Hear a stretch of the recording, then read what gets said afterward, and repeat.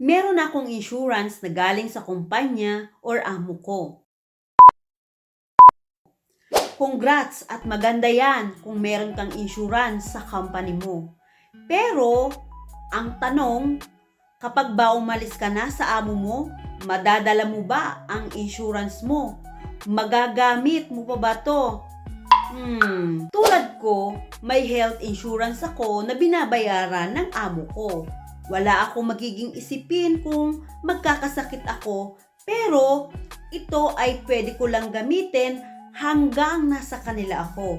Kapag umuwi na ako ng Pilipinas, wala na din ito. Buti na lang nakilala ko ang Kaiser, kasi ang Kaiser ang magiging sandalan ko kapag nagretiro na ako. Umabot man ako beyond 100 years old, may magagamit ako basta may laman yung healthcare fund ko. Kung ikaw, alam mo na di ka covered ng insurance mo ngayon, pag nagretiro ka ay aba, mag-Kaiser ka na. Sa Kaiser, nasa iyo na ang lahat.